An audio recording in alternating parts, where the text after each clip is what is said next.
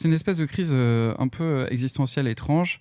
Et le point culminant, ça a été ce Trianon. Et j'ai tellement kiffé ça qu'en fait, la redescente a été terrible. C'est un son, effectivement, que j'ai dédié à ma chérie, bon, comme un peu tous les projets.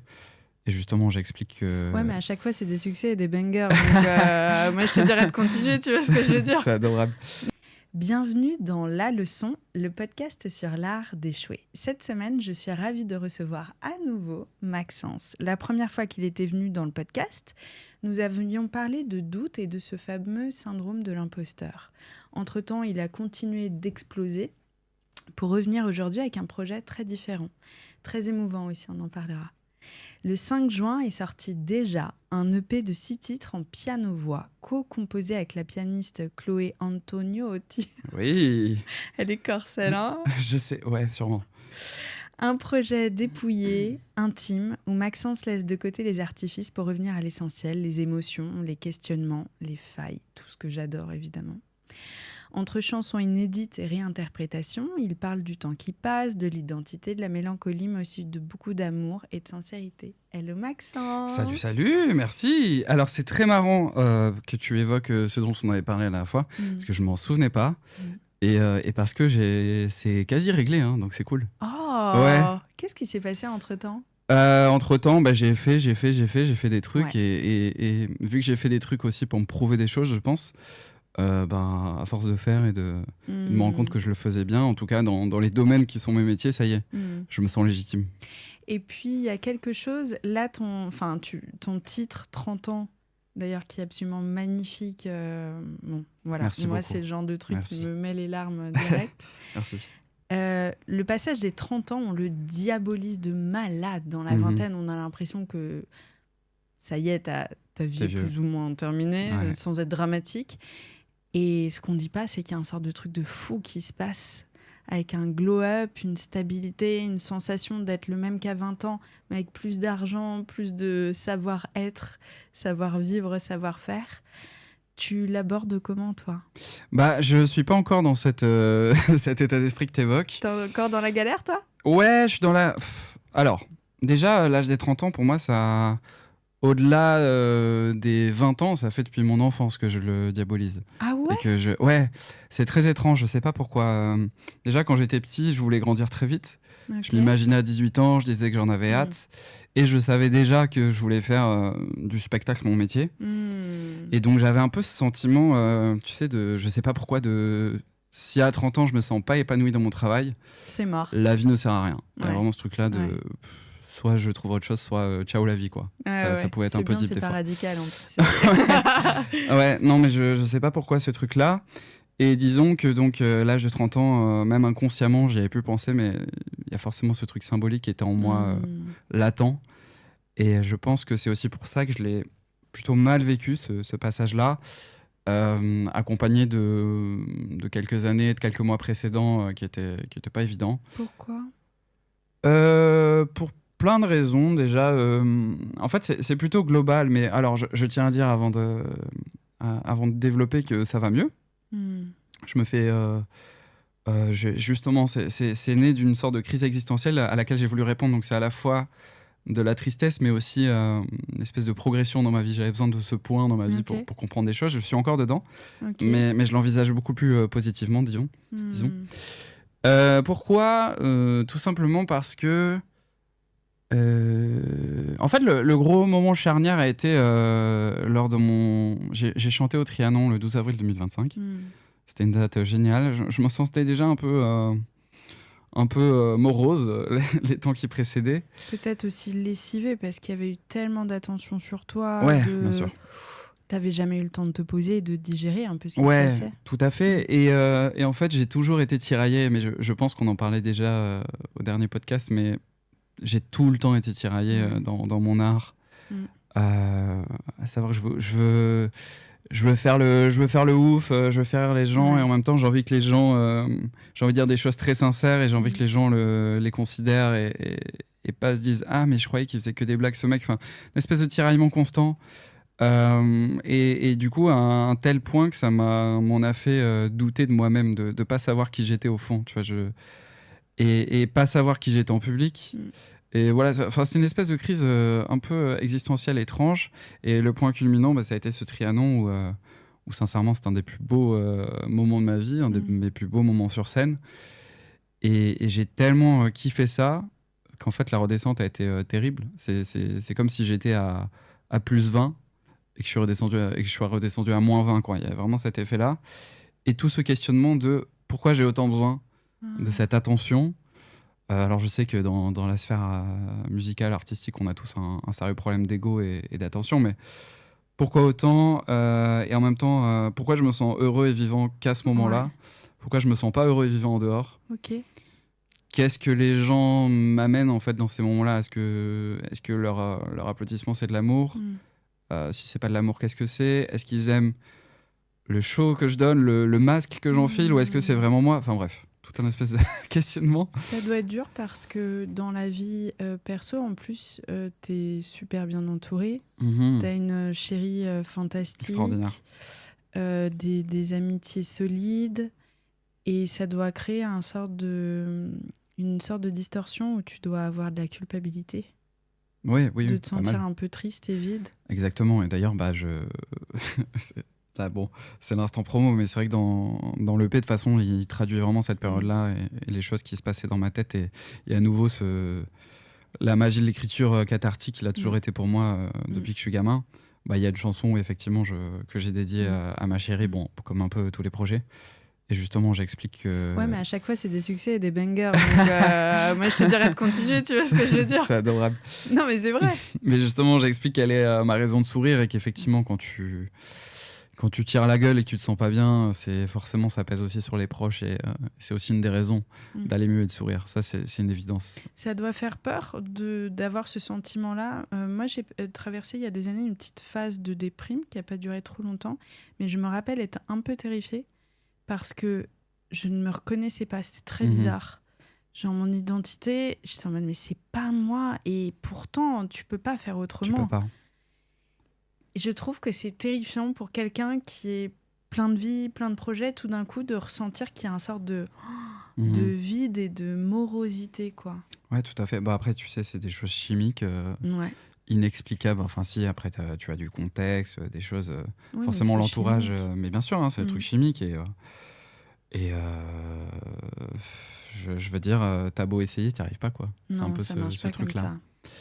Mais, et donc, je reviens aussi à ce que tu évoquais par rapport aux 30 ans.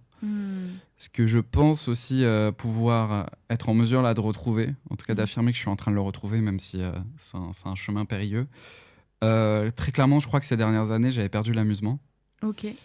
Et que j'avais au début de ma vingtaine. En fait, je faisais des choses sans penser aux conséquences. Et je trouve que la difficulté tout de même avec les 30 ans, et j'essaie d'aller à contre-courant, c'est que c'est tout de même l'âge où tu veux commencer à bâtir peut-être, avoir des enfants, avoir peut-être une totale reconversion, te rendre compte en fait tout ce que tu as envisagé, au final, c'est pas ta place.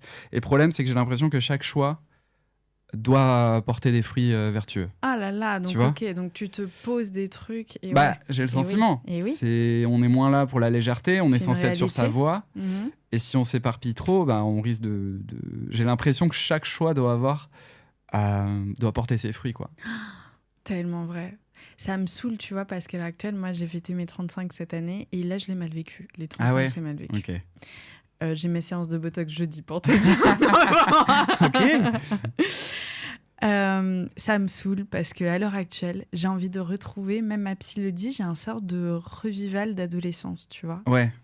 Et j'ai envie de la vivre, cette période à fond, et ça m'éclate. Et à la fois, je suis dans une culpabilité. Ah ouais, ça te pèse. Parce que je me dis, c'est pas sérieux. Normalement, c'est là où je suis célibataire. Où je dois trouver un mec avec qui... Et à la fois, qu'est-ce que je m'amuse. Bah ouais, mais après, tu sais bien que c'est des normes inscrites... Oui, mais je suis comme toi, tu vois. Oui. Je me fous une énorme pression de me dire, il faudrait, et puis... Et le cerveau, il se divise limite en deux. Tu te bats contre toi-même, c'est exactement ça. C'est-à-dire que là, je t'évoque ça, mais en même temps, depuis des années, j'ai jamais autant retrouvé cette flamme en moi, quoi. Là que le projet est sorti, alors ce projet-là est sorti et l'écriture, voilà, ça m'a fait du bien. Franchement, à nouveau, c'est tellement thérapeutique pour moi, l'écriture, que là, ça y est. Moi, le projet, au moment où il est sorti, je l'ai fini il y a plusieurs mois, donc forcément, je suis déjà passé à l'étape suivante, etc. Donc, ça va être émouvant le moment où tu vas refaire un Trianon et te dire, ok, peut-être voir même, tu vois, autre chose, plus grand. On verra. Mais ce serait intéressant que tu te dises, c'est ouf, la dernière fois, j'ai craché en mode, bon, bah ça y est, c'est donc la fin. En fait, la vie, elle est tellement longue. C'est clair, pleine de surprises, pleine de rebondissements. Mais voilà, en tout cas, c'est vrai que ces derniers temps, et la trentaine, je pense que quand je regarderai avec du recul, c'est l'âge où j'ai commencé à beaucoup me questionner sur l'essence de ce que je suis, sur l'image, en tout cas sur l'importance que j'accorde trop à l'image que j'envoie. Et comment est-ce que tu expliques ça, à la fois ce besoin, moi ce que j'entends, et pour moi qui n'est pas forcément un défaut, mais toi ça a l'air de te peser, donc peut-être que ça l'est. Comment est-ce que tu l'expliques ? Est-ce que c'est quelque chose que tu as toujours recherché ? Oui, totalement. C'est marrant, ouais, depuis l'enfance. Alors, moi, je l'explique par plusieurs manières. Tu sais, il y a toujours l'éducation, forcément, t'as un truc, le contexte familial, le contexte, le conditionnement peut-être aussi de mon cerveau. Mais je sais que j'ai toujours été dans cette attention, cette recherche d'amour.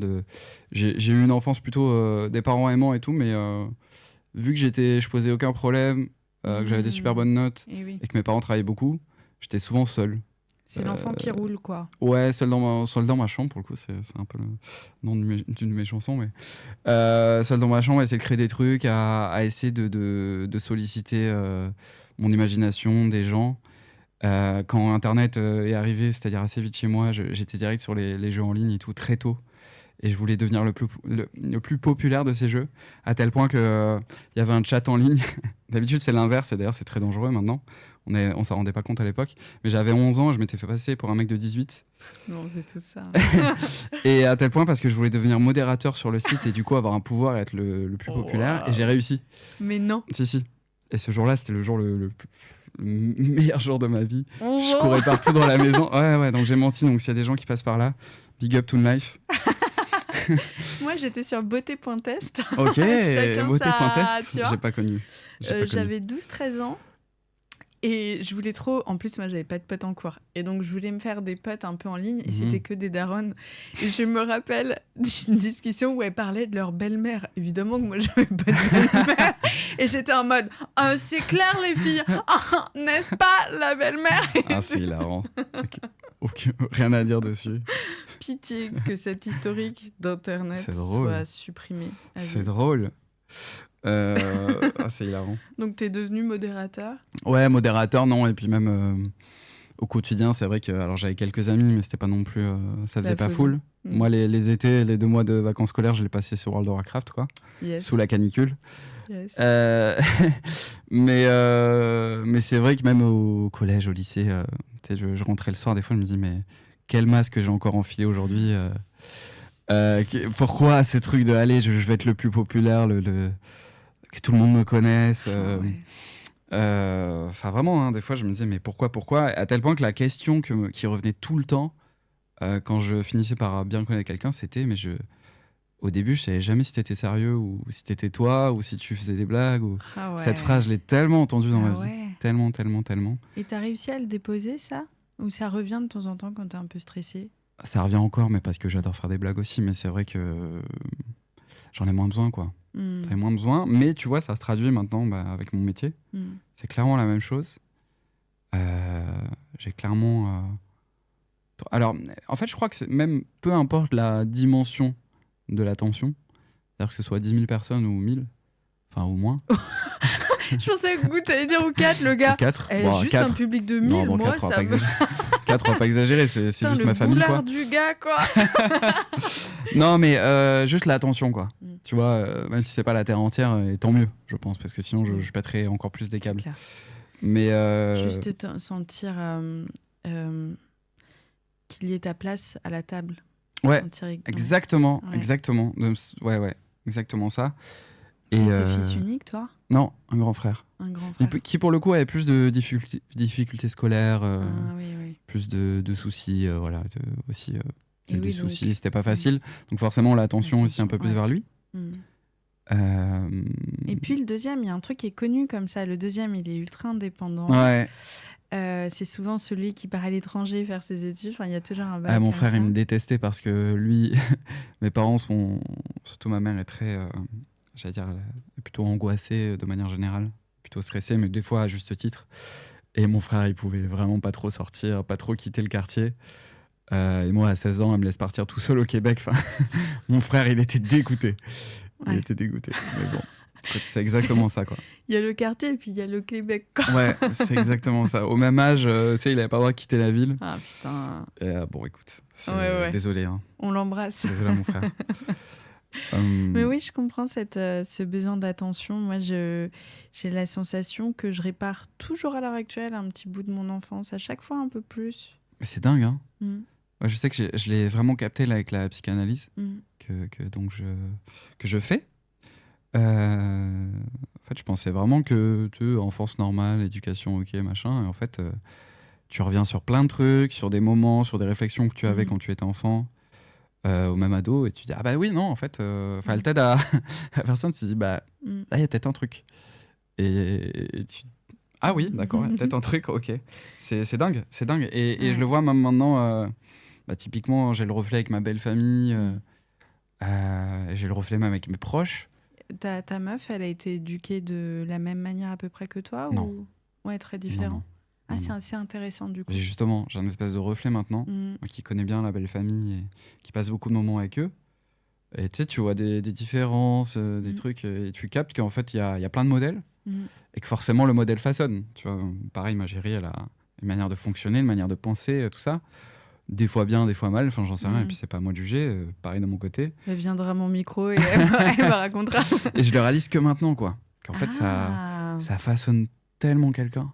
C'est tellement intéressant d'aller chez un psy, parce que même c'est une philosophie de vie, je trouve, après. Oui. Et puis ça te permet d'avoir plus d'empathie pour les autres, parce que t'es en mode, ouais, c'était pas si facile. Exactement, exactement. Ça fait du bien. Ça fait vraiment du bien. Ah oui, ça fait vraiment du bien. Moi, en tout cas, je savais que là, c'était essentiel après justement ce trianon. Et pour plein de raisons, parce que j'ai eu beaucoup d'épisodes vraiment dépressifs dans ma vie. Toujours oscillants. Période ça va, période ça va pas, période ça va, période ça va pas. Ce qui m'a d'ailleurs amené à voir un psychiatre, et qui a décelé encore un petit quelque chose.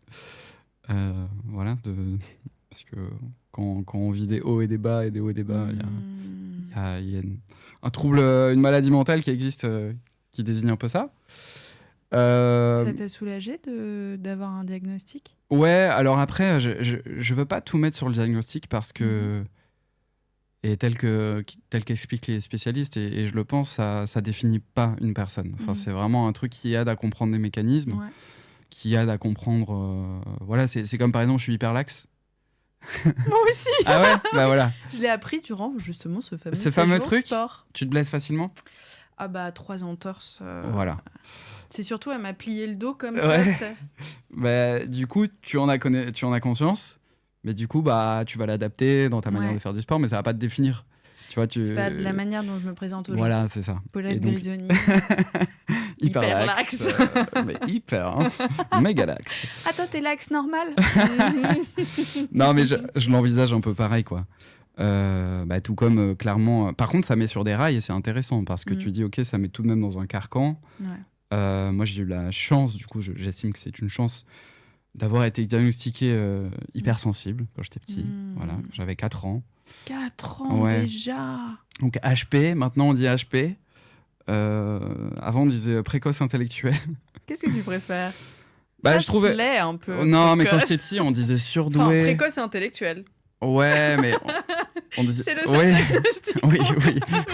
Si t'enlèves le deuxième mot, Pardon. C'est pas la même chose. Pardon. Non, on peut dire surefficient. En fait, le problème, c'est que surdoué, tout ça, il y a forcément une notion de ok, le gars se la pète, ok, je suis mieux que les autres. Ce n'est pas du tout ça. Oui. J'ai dans mon entourage plein de gens diagnostiqués qui sont en difficulté scolaire, qui ont des gros problèmes dans leur vie. Enfin voilà. À nouveau, ça ne définit pas. C'est juste que mes parents étaient alertés parce que j'avais des attitudes un peu étranges. pour le coup, en avance.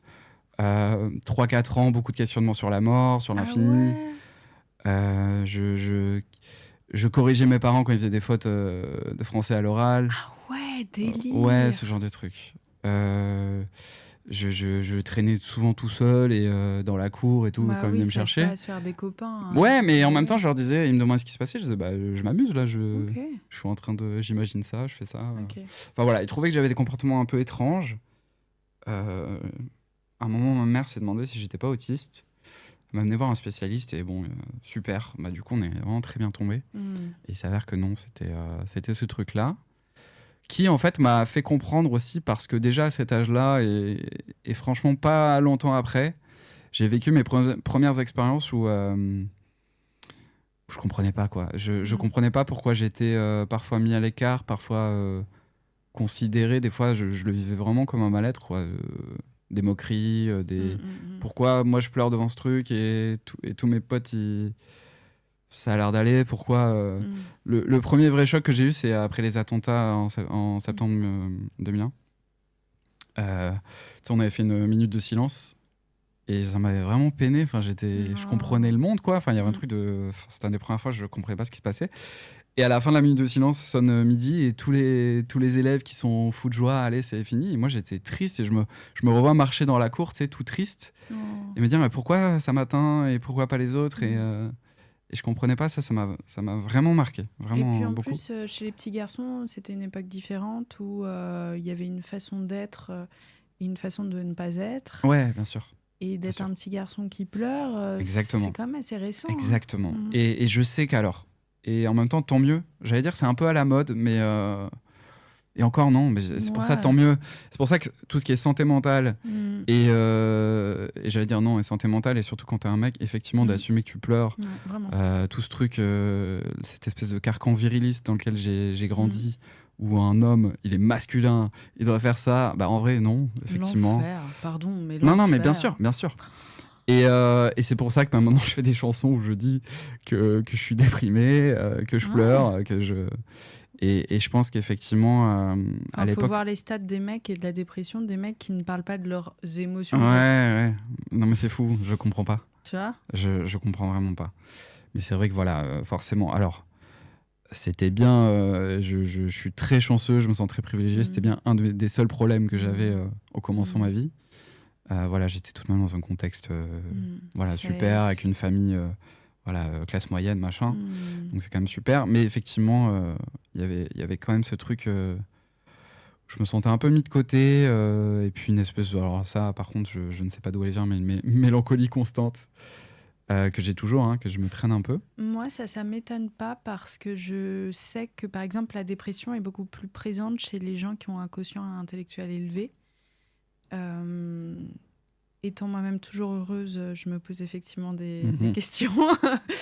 Blague à part, parce qu'il y a un peu le poids du monde justement sur vos épaules, en tout cas que vous ressentez comme tel, tu vois, quand tu dis totalement. Je me questionne sur la mort, sur machin et tout, tu te rends compte à quel point ça pèse. Ça pèse trop. Sur des épaules d'un petit de 8 ans. Enfin, évidemment que tu as une forme de mélancolie qui s'installe parce que toi, t'as pas les œillères comme la plupart des gens, tu ressens tout et puis ça reste plus longtemps chez toi. Ouais, je pense. Alors après, de là à comment dire, tout le monde pense à plein de trucs et se pose plein de questions. Enfin, tu vois, il y a un truc comme ça. Oui, mais je comprends que chez les hypersensibles, il y a aussi cette forme de mélancolie. Je trouve que c'est assez logique. Effectivement, et bon, ça fait partie justement des caractéristiques, paraît-il, ce fameux cerveau en arborescence. Une question en amène sans autre, qui en amène sans autre, qui en amène sans autre. Des scénarios dingues, infinis, une non-priorisation des choses. Moi, ça peut me... je sais pas, mais un truc anodin, genre... je sais pas, j'ai cassé mon rétroviseur, ça va me briser ma journée, tu vois. Enfin, genre un truc, c'est complètement anodin, mais... Ou des fois, effectivement, ça c'est encore autre chose, mais je peux marcher dans la rue, si j'entends juste, ça m'arrivait pas longtemps, deux gars se crier dessus, mais ça va me heurter, comme si c'était une décharge émotionnelle dingue, et ça va me peser sur la journée, quoi. Des fois, il y a des journées comme ça où je suis un peu à vif, ce qui est d'ailleurs des fois un peu dur quand tu dois faire bonne figure, même en public, quand t'as un peu, t'as une petite notoriété et tout, c'est un peu compliqué des fois, mais bon, voilà, c'est pas C'est pas un problème de dingue. Hein. Non, pas du tout. Et d'ailleurs, tu te plains pas. C'est juste chouette Non. que tu dises les choses telles qu'elles sont. Ouais, à nouveau, je cherche vraiment pas à me plaindre. Je tiens aussi à dire qu'il y a des gens aussi, des fois, qui se reconnaissent. Ouais. Parce que moi, j'ai eu cette chance de le savoir si vite, si tôt dans ma vie. Je pense que je l'aurais pas vécu pareil. À nouveau, ça me définit pas à 100%, mais c'est une clé. Et je pense que si ça peut aider des gens même qui se sentent... voilà, n'hésitez pas à vous renseigner, en tout cas, sur ce qu'est tout ce qu'on dit, HP, précocité intellectuelle, tout ça. N'hésitez pas à aller voir des spécialistes, surtout. Bien sûr, pas le ouais, parce qu'après, vous pouvez aux autodiag, mais bon, non, ça se trouve, vous avez... Enfin, bref. Ouais, mais ça t'apporte aussi une forme de compassion envers toi-même en disant, tu sais quoi, je fais de mon possible, mais effectivement, moi, mon kit Ikea, il est de cette manière-là. Ouais. Au moins, je le sais, quoi. Exactement. Tu vois. Et c'est pour ça que je reviens vraiment sur le fait que c'est chouette que t'en parles, parce que je pense que ça va parler à beaucoup de personnes, que t'es pas en train de te plaindre, t'es juste en train de dire, bah voilà, les difficultés que je rencontre, et pourtant, ça ne t'empêche pas d'avoir du succès, d'être très talentueux. Ça m'empêche pas et ça me pousse. Ça rassure, Maxence. Ouais, bah sûrement. Ça rassure de ouf, mais je te jure. Bon, bah... Mais après, j'ai cette chance... j'ai cette chance sublime et je pense que c'est vital pour quelqu'un dans mon cas que ma sensibilité m'a mené à vouloir m'exprimer, que mon expression, je l'ai déjà dit plus tôt, mais depuis que je suis enfant, j'écris sous plein de formes, que un jour j'ai compris que l'écriture, au lieu qu'elle soit dans des cahiers rangés dans les tiroirs, je pouvais la chanter, mais déjà ça me faisait du bien, je vais écrire. Et donc j'ai au moins cette chance d'être motivé par ça, parce que de base aussi c'est malheureusement parce que j'ai un mal-être et du coup j'ai besoin de faire ça pour me soulager, mais du coup ça en fait un art. Et du coup j'ai cette chance de pouvoir en vivre, enfin, c'est quand même assez dingue. Mais je cherche aussi à dire aux gens qui se sentent comme moi qu'il ne faut pas non plus se décourager, que leur art ils peuvent le trouver n'importe où et que leur sensibilité ils pourront l'exprimer n'importe où, pas obligé de faire un métier artistique comme on l'entend, chanson, comédie, j'en sais rien. Et puis j'estime que chacun est artiste et chacun a son art, quel que soit le métier. Tiens, c'est marrant, on avait parlé... Je l'avais dit peut-être. Ouais. Mais parce que je te jure que j'en parle souvent et j'ai vraiment un truc je sais pas, c'est peut-être un combat un peu nul, mais ça m'agace. En fait, je comprends trop. Ça m'agace toujours cette dissociation, les artistes et les autres, quoi. Alors, grave. J'ai l'impression d'être un humain qui fait juste un métier. Oui, tu vois. Mais oui. Et que j'ai autant de valeur, de machin. Je fais mon métier, je suis passionné là-dedans. Je mets ma passion dans mon métier. Quelqu'un d'autre fait un autre métier. Il met sa passion dans son métier. Il y a pas de... J'aime pas souvent, artiste mène à une dissociation et une différence entre les deux et une dominance de l'un sur l'autre. C'est ça que j'aime pas. Je suis trop d'accord. Et il y a un truc qui met vachement mal à l'aise et qui me fait un peu de peine. C'est quand on me demande dans un nouveau groupe et tout ce que je fais. Après, les gens me disent « Moi, c'est trop chiant ce que je fais. » Et je suis en mode « Mais pas du tout. » Tu vois. Et en vrai, souvent, j'aime bien parler avec les gens parce qu'il y a toujours un truc intéressant sur... je sais pas, par exemple, là, je parlais avec une meuf qui bossait dans la cybersécurité. Bah, s'il te plaît, ça m'intéresse grave. J'ai une Alexa chez moi. C'est génial. Dis-moi les bails, tu vois. Génial. Et elle était en train de se dévaloriser et ça me fait de la peine parce que y a absolument pas de différence et je pense que chacun... Tu parles de créativité. Moi, j'ai observé plein de formes de créativité. Je pense à ma pote Chloé, que j'embrasse, qui avant bossait dans une régie publicitaire. Elle vendait des espaces publicitaires. Okay. Elle a pas la créativité comme moi je pourrais avoir. J'adore le théâtre, le chant et tout. Mais elle a une ingéniosité tellement créative où elle va imaginer des plans médias que moi je pourrais jamais faire avec, je te jure, une full créativité. C'est génial. C'est génial. Elle pense toujours en dehors de ce qui... Et elle est trop forte. Et aujourd'hui, elle a un métier dans la mode, mais elle fait autre chose. Elle est trop forte. Et vraiment, pour moi, la créativité, tu la trouves, mais dans... Enfin, je veux dire, tous les métiers manuels, un chef de projet, il y a un problème, il va trouver des solutions. Exactement. Enfin, tu vois. Et chacun va y mettre sa manière, sa personnalité. En tout cas, s'il ne le fait pas, c'est qu'il n'a pas trouvé ça. Après, chacun sa merde, tu vois. Bien sûr, c'est ça. Est-ce que toi aussi, tu as ce truc de... Moi, j'ai un problème, pas mon problème à nouveau, dès qu'on me parle d'un métier, d'un truc, j'ai envie de le faire. Ah bah moi aussi. Tu sais. Ah bah... À chaque fois. Ça me passionne directement et Bien sûr. je suis jamais satisfait. Enfin, tu sais, il y a un truc d'insatisfaction constante. Et là, typiquement, à 30 ans... Surtout avec TikTok. T'es sur TikTok ou pas ? Pas trop. Alors moi, sur TikTok, tous les 2 jours, j'ai envie de lâcher ce que je fais en me disant mais attends, le bise des mini-chèvres. Genre, je suis une nouvelle meuf qui a une ferme de mini-chèvres et j'ai commencé à me dire, tu sais... Bah ouais. Et surtout, à nouveau, hein, pour faire un lien aussi au tout début, mais surtout à 30 ans. Ça y est, tu peux plus... Ah, ça, c'est pas vrai, par contre. Non, mais je te jure que c'est... Non, je te jure que non. Athlète olympique à 30 ans. Ok. Alors, je t'ai coincé. Ça, c'est à la caméra, ça. Ok, bon, je me sens un peu couillon parce que... Sûr. Mais tu vois, par exemple... Bon, tu peux pas tout faire, effectivement. Les maths, ce sera jamais mon truc. Je ne serai pas contrôleuse de gestion. Bon.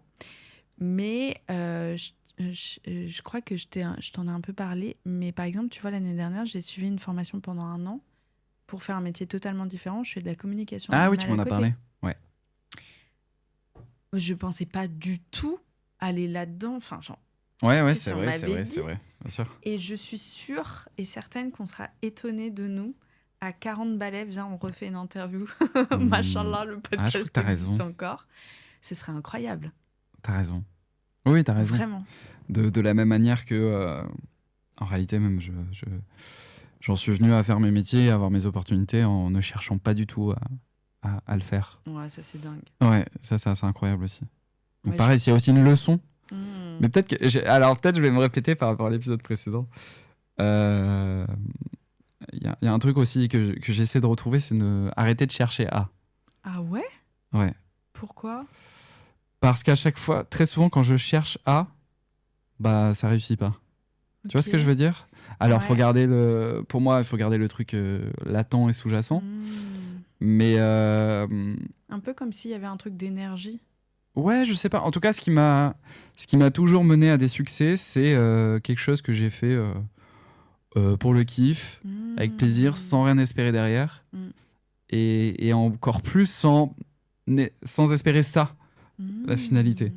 Et donc je pense que j'ai mis du moi à 100% sans me poser de questions, ce qui est un peu paradoxal avec mon cerveau et ma personnalité. Et justement, c'est ça que j'essaie de retrouver, ce que j'arrivais à avoir à ma vingtaine. Parce que je me disais, allez, vas-y, j'arrive à Paris, je suis libre, je suis jeune, je fais des trucs, c'est marrant. Ouais. Et au final, c'est... tu vois, typiquement, c'est parce que je suis allé faire une connerie à la télé sur Incroyable Talent, parce qu'on m'avait proposé de le faire en 2018. Ouais. Okay. On m'avait proposé d'aller chanter là-bas à la base, parce que j'avais un peu buzzé sur Internet en faisant des musiques parodiques. Et moi, j'avais la flemme. Je leur ai dit, bah non, allez, pourquoi pas, mais juste pour venir foutre le bordel sur le plateau, quoi, tu vois. Et en gros, j'ai fait un truc où je faisais un personnage hyper bizarre. Et en fait, je commençais à chanter une chanson, Adèle de Hello, et je la chantais bien au début. Et après, je me mets à la massacrer et tout. Et le jury avait trop kiffé, ça a fait un buzz pas possible. Ah ouais, je savais pas, désolé. Et c'est grâce à ça, alors que moi, j'étais en mode conservatoire, machin, là, grâce à ça que j'ai trouvé un agent ciné et que je tourne dans des séries aujourd'hui. Délire. Alors qu'en plus, le jour même, j'y suis allé à reculons parce que je lançais pile en même temps ma première tournée musicale où pour le coup je chante sérieusement. Sérieusement, ouais, c'est ça. Donc là, je me disais, ah mais attends, je vais un pas en arrière, 8 en arrière, un pas en avant, 8 en arrière, tu vois. Donc c'est assez dingue, tu vois. Ouais. Alors après, peut-être j'aurais trouvé un agent ciné. C'est quand même beaucoup de chance. Ouais, mais c'est quand même un truc. Quand même. Mais tu vois, c'est fou. Et tout comme ma carrière musicale, je me suis fait connaître pas mal par Internet alors que j'étais déjà chanteur, j'avais un groupe et tout, et que je mettais beaucoup d'efforts dans ce groupe, que je me disais si un jour j'ai la chance de faire des tournées de salles de concert, ce sera avec le groupe et tout. Ouais, très sérieux en fait. En fait, c'est avec mes conneries d'internet que j'ai commencé à avoir des opportunités musicales et des trucs comme ça. Enfin, tu vois, alors que ça, je le faisais à côté, comme une distraction. Tu mets pas d'enjeu, tu fais du kiff. Ouais. Et c'est là où tu lâches quelque chose et t'es peut-être beaucoup plus toi-même aussi. Et c'est ça. Alors que moi, le groupe, je me concentrais, je me disais, mais faut qu'on fasse ça, faut qu'on fasse ça. Enfin, tu vois, J'adore. Non, alors après, enfin voilà, je dois avoir une bonne étoile aussi, hein, mais... Alors oui, de façon, bien sûr, mais c'est assez intéressant. C'est un peu comme les premiers dates où on y va en disant celui-là j'ai la flemme. Moi, toutes mes relations sérieuses, c'est alors avec lui ça le fera pas. Mais le nombre de fois où on a la flemme, où on se dit bon allez j'y vais quand même, Et au final, on est trop contents. Soirées. Ah, tu vois, là, ton podcast. Enculé. Cette vanne de fin, elle est pas... Au je vais retenir que t'as passé un très bon moment. Au final, j'ai adoré. Et dis. Est-ce qu'on n'est pas bien, là? Finalement. Agréablement surpris. Ce sera le titre de ton 3e EP. Ouais, c'est ça. Agréablement surpris. Au final. Pourquoi pas? Merci, Maxence. Ah ouais, putain, on a réussi à bien conclure. Non, mais il était pas incroyable, cet épisode? Si, j'adore. Il était trop bien. Oui. Finalement. Agréablement surpris. Merci. Merci à toi.